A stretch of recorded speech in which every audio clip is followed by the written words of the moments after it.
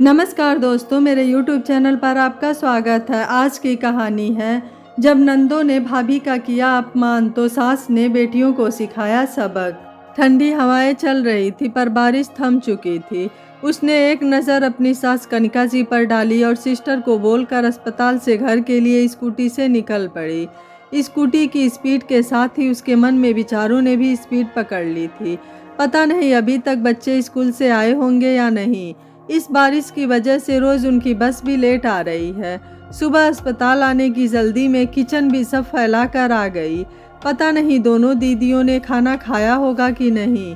जल्दी से पहुंचकर सब बाकी काम भी निपटाना है और शाम के लिए भी खाना बनाकर भेजना है। अरे कहाँ और किसके हाथ भेजूंगी, इनको तो आज ओवर टाइम करना है। सुबह और शाम की शिफ्ट खत्म करके या तो रात को 1 बजे तक आएंगे। शगुन के विचारों का सिलसिला खत्म होने के पहले घर आ गया। घर के अंदर घुसते ही उसका दिमाग भन्ना गया। दोनों नंदे सोफे पर ही पसरी हुई थी। उसे देख उलाहना देने लगी। क्या शगुन भाभी, आपको तो पता है कि हम लोग नाश्ते में दलिया नहीं खाते और खाने में आपने तुरई बनाई थी और दाल भी पतला सा और चावल हमसे खपता नहीं है। मम्मी के लिए रोटियां बना रही थी तो 2-4 हमारे लिए भी बना देती।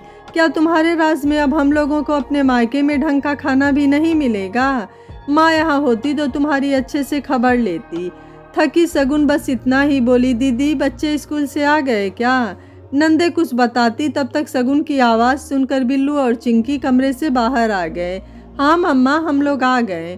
खाना खाया? शगुन ने गले लगाकर पूछा। नहीं मम्मा, आपका इंतज़ार कर रहे थे। आपने भी तो नहीं खाना खाया होगा। बच्चों की बात सुन शगुन की आंखें छलक आई, लेकिन जल्दी से आंसुओं को आंचल में छुपा लिया। बच्चों से अभी आई बोलकर शगुन कमरे में चली गई। जल्दी से फ्रेश होकर किचन में गई। वहाँ सिंक में पड़े जूठे बर्तन उसे चिढ़ा रहे थे। उसने नोटिस किया कि उसकी नंदों ने बना खाना न खाकर कुछ अपने लिए स्पेशल बनाया था और बर्तनों का ढेर लगा दिया था। बारिश होने की वजह से चंपा भी काम पर नहीं आ रही थी। उसने जल्दी से सब किचन समेटा। तभी उसे याद आया कि धुले कपड़ों को सुखाने के लिए नंदों से बोला था, लेकिन पता नहीं उन्होंने डाला भी है या नहीं। बाथरूम में गई तो देखा कपड़े बाल्टी में ही है। उस वक्त उसका मन हुआ कि जोर जोर से चिल्ला चिल्ला कर बोले, जब मेहमान बनकर ही आना है तो मायके में हक क्यों दिखाती हैं? शगुन भाभी, बारिश बंद है, हम दोनों शॉपिंग करने जा रहे हैं। वहीं से मम्मी को देखने अस्पताल चले जाएंगे। मम्मी की शाम की चाय आपने बना दी हो तो हम ले जाएं। बड़ी ननद जया पर्स लेकर सामने खड़ी हो गई। दीदी, आपने पहले बताया होता तो मैं बना देती। अभी शगुन को आगे बोलने भी नहीं दिया और शुरू हो गई। अब हम अपने ही मायके में तुमसे पूछ कर कहीं आएंगे जाएंगे? तुम बहू हो, तुम्हारी सास अस्पताल में बीमार पड़ी है। तुमको उनके खाने पीने का ख्याल रखना चाहिए या नहीं? अरे अगर अच्छे से ख्याल रखा होता तो मम्मी आज अस्पताल में नहीं घर होती। खैर मुझे क्या, हम लोग जा रहे हैं। छोटी ननद बिजिया क्यों पीछे रहती ताना मारने में। नंदों की बातों को सुनकर शगुन को गुस्सा तो बहुत आया, लेकिन चुप रह गई।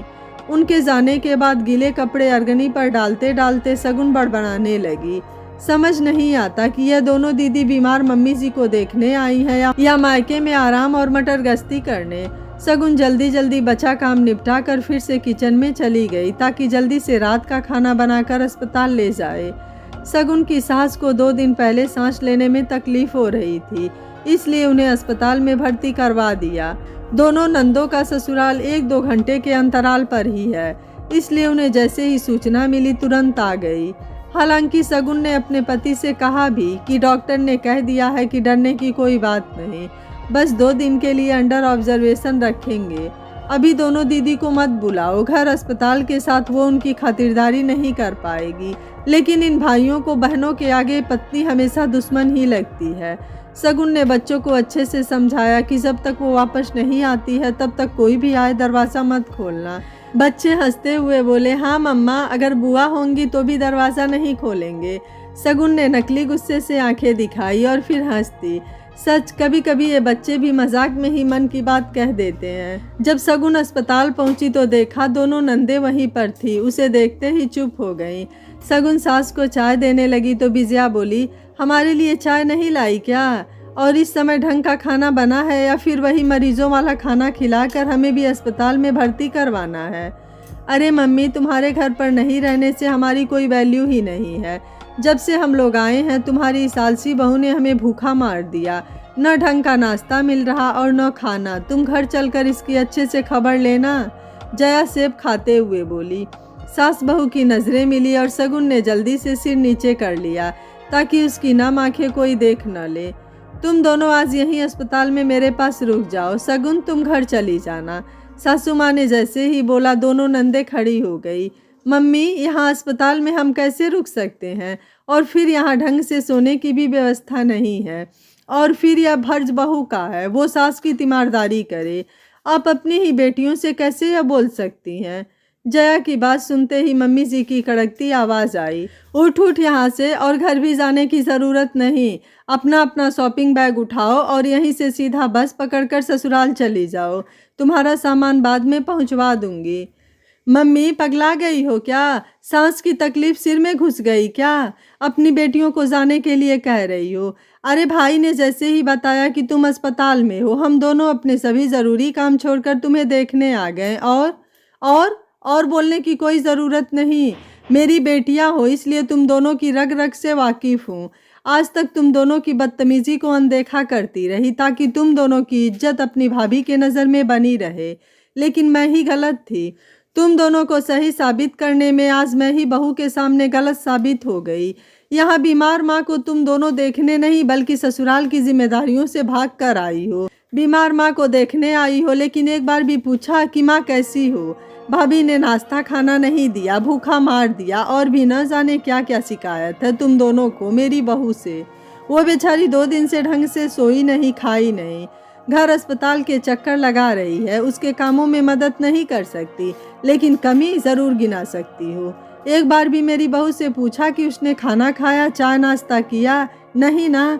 तुम्हें यहाँ ढंग से सोने की व्यवस्था नहीं दिख रही, और मेरी बहू ने इसी स्टूल पर पूरी रात बैठे बैठे बिता दी। शायद तुम्हारे जैसी ही बेटियों के कारण यह कहा जाता है कि सास की तीमारदारी करने का फर्ज बहू का होता है। बोलते बोलते मम्मी जी खांसने लगी। सगुन ने उन्हें जल्दी से पानी दिया और पीठ सहलाने लगी। मम्मी जी, चुप हो जाइए, आपकी तबीयत ठीक नहीं है। नहीं बहू, आज बोलने दे। आज तक की अपनी बेटियों की सभी गलती की माफ़ी मांगती हूँ। जानती थी तुम सही हो, फिर भी इनका साथ दिया। लोग कहते हैं कि बेटियां माँ की परछाई होती हैं। माँ के दर्द का सबसे ज़्यादा एहसास बेटियों को होता है, बहू और बेटों को नहीं। लेकिन तुम जैसी बेटियों ने इस बात को भी झुठला दिया। तुमने अपने माँ के पास एक पल भी बैठकर ये नहीं पूछा कि माँ तुम कैसी हो।